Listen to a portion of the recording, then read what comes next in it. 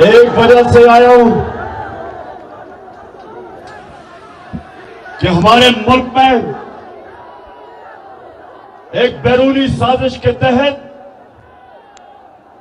पाकिस्तान के बड़े बड़े डाकुओं को हमारे ऊपर मुसल्लत किया गया है। और कल आप वो इलाका है, आप वो लोग हैं जो सबसे ज्यादा ला इलाहा इल्लल्लाह का मतलब समझते हो कि ये दावा कि अल्लाह तेरे सिवा हम किसी के सामने नहीं झुकते, ये हमारा दावा है। तो जब ये चोरों को एक बैरूनी साजिश के तहत हमारी कौम के ऊपर मुसल्लत किया गया, तो हम सबका फर्ज बन जाता है कि हम अपनी हकीकी आजादी की जहाद लड़ें, क्योंकि गुलाम की परवाज नहीं होती, सिर्फ आजाद इंसान ऊपर जाते हैं, आजाद मुल्क तरक्की करते हैं, गुलाम सिर्फ अच्छे गुलाम बनते हैं। तो जो ये साजिश थी, इसका क्या मतलब था? इसका मकसद ये था कि इनको पुतलों को ऊपर बिठाया जाए जिनकी दौलत मुल्क से बाहर पड़ी है, जिनके बड़े बड़े महलात मुल्क से बाहर हैं, जिनके बैंक अकाउंट मुल्क से बाहर हैं, जिनकी बड़ी बड़ी प्रॉपर्टीज और महलात मुल्क से बाहर हैं। सारा मकसद यह है कि इस तरह के चोरों को कंट्रोल किया जाता है। जिन लोगों ने बाहर से साजिश करके आपके ऊपर मुसल्लत किया, उनको पता है कि ये उनके सारे हुक्म मानेंगे, वो एक बार से कंट्रोल होंगे। और करा कि ना भूलें कि यही जरदारी और नवाज शरीफ 10 साल जब ये पावर में थे, 2008 से लेके 18 तक, तो 400 ड्रोन अटैक हुए हमारे मुल्क पे, कबायली इलाके जो यहां से दूर नहीं है। 400 ड्रोन अटैक हुए इन दोनों के, जब ये दोनों हुक्मरानी कर रहे थे। कोई दुनिया में मिसाल नहीं, कोई दुनिया में मिसाल नहीं कि एक मुल्क की आप जंग लड़ रहे हैं, उनके लिए जंग लड़ रहे हैं, उनके लिए उनकी जंग में हम शामिल हैं, और वो ही हमारे मुल्क के ऊपर 400 ड्रोन अटैक करें और मुल्क के हुक्मरान चुप करके एक दफा उनकी मजम्मत ना करें, प्रोटेस्ट ना करें, एहतजाज ना करें, बल्कि उनके साथ मिलके इन्होंने हमारे मुल्क के ऊपर 400 ड्रोन अटैक करवाए, क्योंकि उनके गुलाम हैं, पैसे बाहर पड़े हैं इनके, और जिधर इनके पैसे पड़े हैं वो कंट्रोल करते हैं इनको। इसलिए ये साजिश के तहत इनको हमारे ऊपर मुसल्लत किया गया। और ये जो आए हैं, इनका मकसद मुल्क की ना महंगाई कम करना था, ना मुल्क की तरक्की करवानी थी। इनका सिर्फ एक मकसद था, एक मकसद है। नौजवानों, मुझे बताओ वो क्या है मकसद? क्या मकसद है?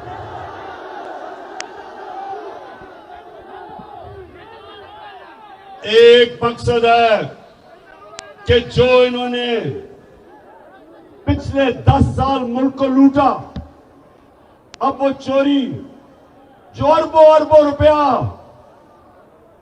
रुपए के केसेस थे, 1100 अरब रुपए के केसेस थे इनके ऊपर, 1100 अरब रुपया उसको माफ करवाना था, एनआरओ लेना था, इन्होंने एनआरओ लेना था और जिन्होंने बैरूनी साजिश की वो इनको पुतला बना के कंट्रोल करना चाहते थे ताकि पाकिस्तान को कंट्रोल किया जाए।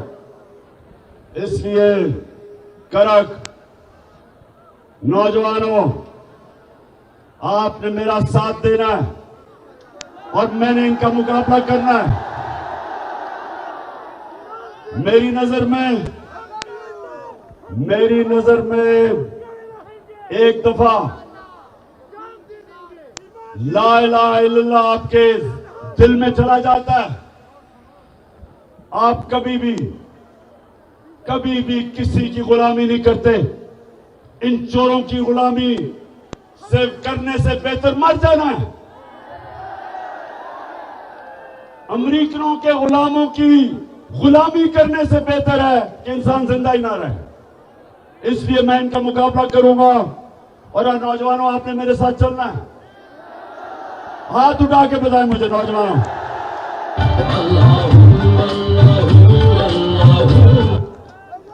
अच्छा, साउंड सिस्टम, हेलो।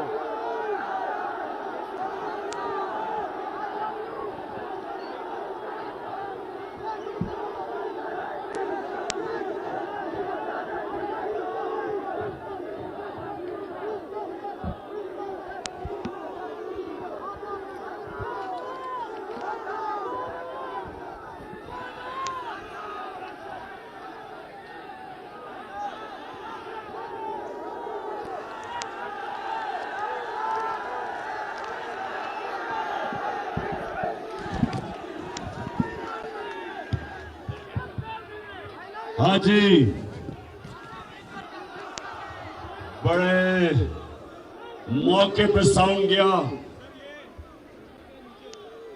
नीचे आ जाओ, नीचे आ जाओ, गिर जाओगे। अच्छा सुनो, करक। अच्छा, किसी ने अपने मोबाइल फोन के ऊपर वो जो क्राइम मिनिस्टर शहबाज शरीफ की टेप सुनी है? अब ये जरा मैं अपनी कौम को बताना चाहता हूं कि मेरा मौला अल्लाह सच का खुदा है, अल हक है। उसका वादा है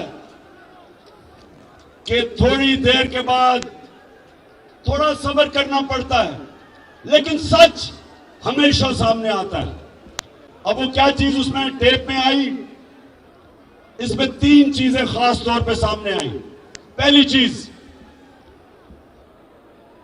कि मरियम का दामाद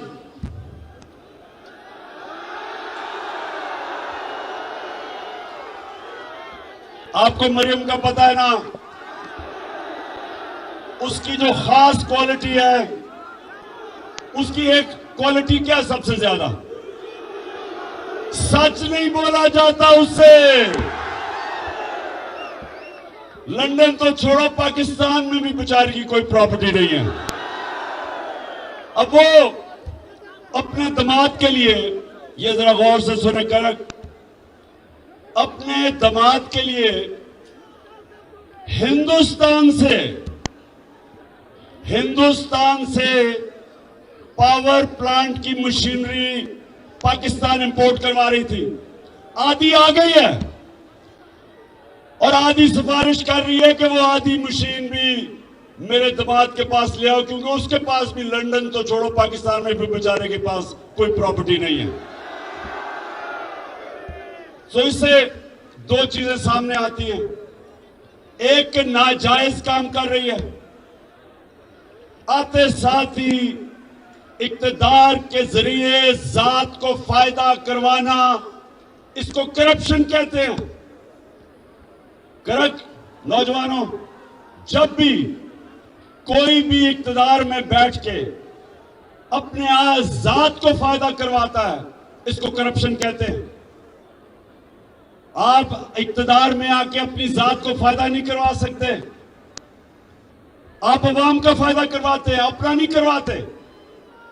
तो सबसे पहले तो अपने दामाद का फायदा करवाने के लिए हिंदुस्तान से मशीनरी इंपोर्ट कर रही है। इससे ज्यादा बड़ी चीज कि हमने हिंदुस्तान से तजारत बंद क्यों की थी। मेरी हुकूमत ने की थी। क्यों की थी? क्योंकि हिंदुस्तान ने इंटरनेशनल कानून तोड़ा। यूनाइटेड नेशन सिक्योरिटी काउंसिल की रेजोल्यूशन के खिलाफ जाते हुए कश्मीरियों का जो स्पेशल स्टेटस था, स्टेटहुड, 5 अगस्त 2019 को उन्होंने वो खत्म कर दिया।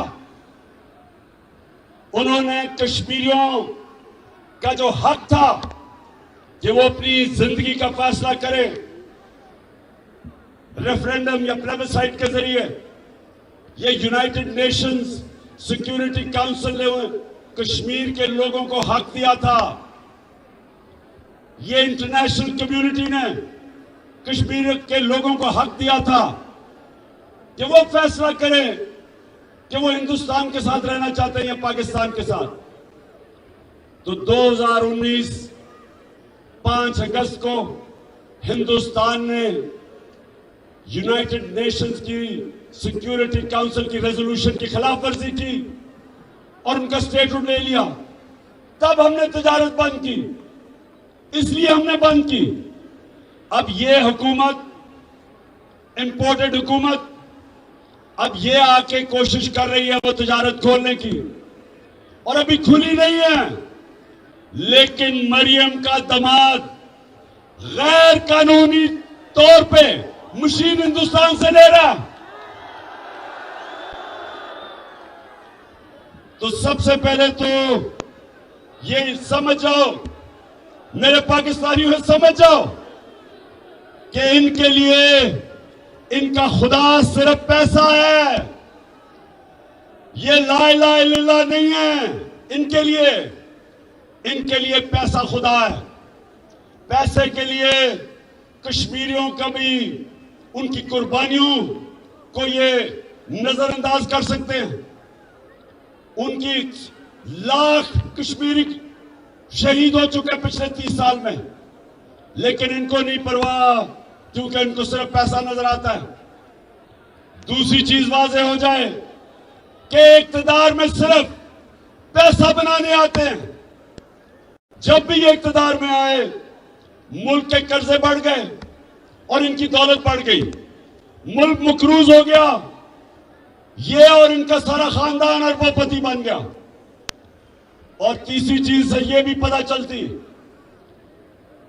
कि यहां चले एक आदमी करप्शन करे, नवाज शरीफ ने बड़ा पैसा बनाया, लेकिन मुसीबत यह है कि इनका इतना बड़ा टब्बर है, वो सारे पैसे बनाने पे लगे हुए हैं। बेटे पैसे बनाने के लिए, दोनों बेटे नवाज शरीफ के आज लंदन में बैठे हैं और कहते हैं हम पाकिस्तान के शहरी नहीं हैं, हम तो बरतानिया के शहरी हैं। तो करे कि क्यों कहते हैं? बताइए क्यों कहते हैं? बाशऊर करे के लोगों बताओ, ये क्यों कहते हैं हम पाकिस्तान के शहरी नहीं हैं?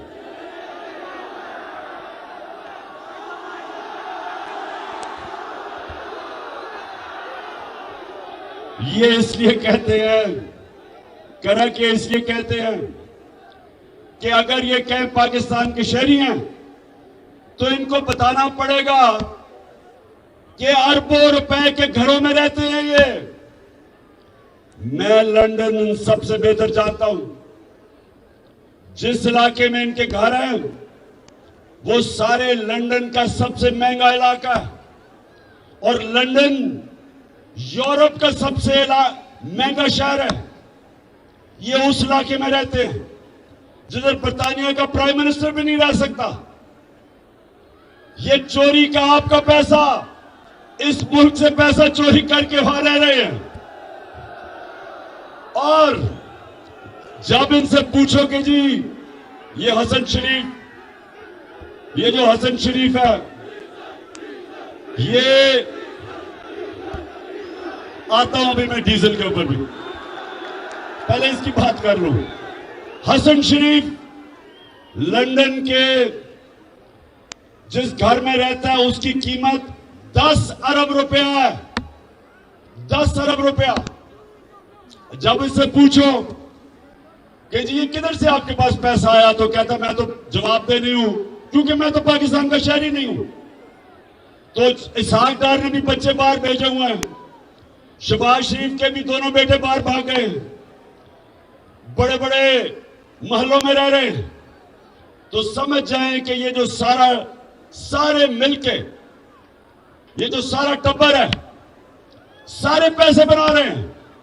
और जब ये इख्तिदार में आते हैं, इनका मकसद सिर्फ पैसे बनाना है। जो कि ये जो टेप लीक हुई है, इससे अब वाज़ेह हो गया कि अभी दामाद साहब ने भी पैसे बनाने हैं। मरियम को बहुत तकलीफ है कि मेरे दामाद को पैसे बनाने दो, उसको मुश्किलों में ना डालो,